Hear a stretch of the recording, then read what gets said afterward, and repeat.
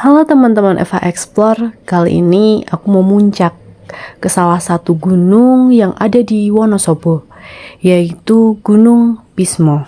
Ditontonnya vlognya. Hey, ini jam setengah 6 pagi dan aku mau OTW ke Bismo. Tunggu vlog selanjutnya. Aku muncak pada tanggal 23 Juli 2024 bersama dua orang temanku, yaitu Mbak Titin dan Indi. Kami berangkat dari kota yang berbeda. Aku dari Purworejo, sedangkan mereka berdua dari Semarang. Waktu yang kami butuhkan untuk sampai ke base camp kurang lebih sama, yaitu 3 jam.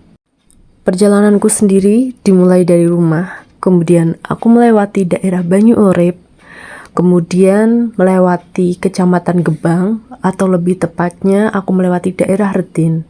Sampai di SD Negeri 1 Retin, aku belok kiri. Perjalanan lurus jauh melewati daerah Kepel. Pemandangan kanan kiri sangat indah. Akan tetapi, aku tidak dapat mengambil video karena keterbatasanku saat perjalanan. Aku sampai base camp pukul setengah 9 pagi.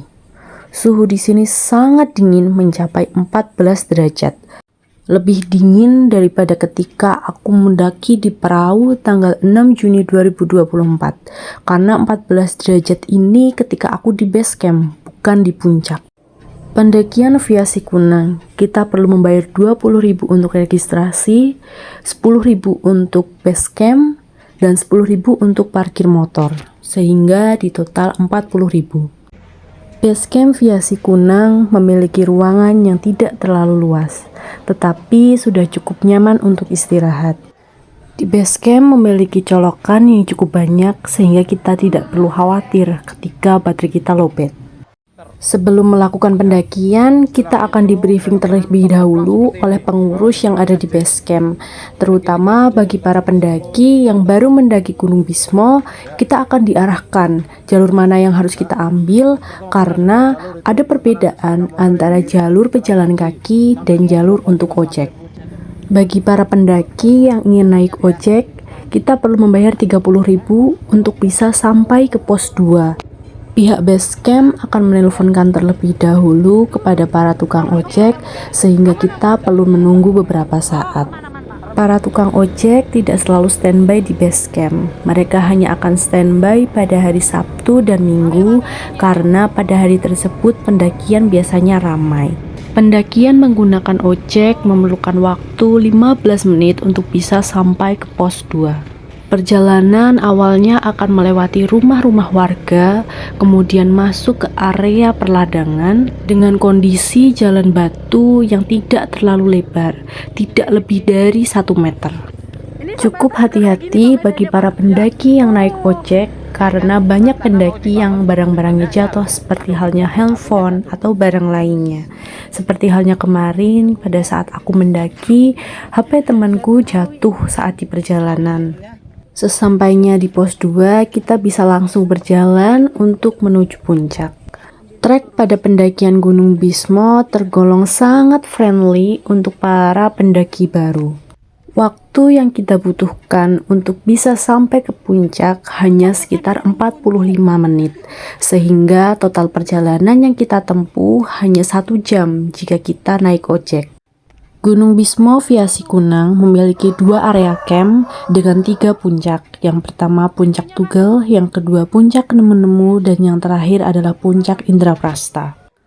Pendakian kali ini aku cukup tidak beruntung karena Gunung Bismo dipenuhi oleh view kabut putih sehingga aku tidak bisa mendapatkan view yang indah seperti halnya yang diperoleh oleh pendaki lain.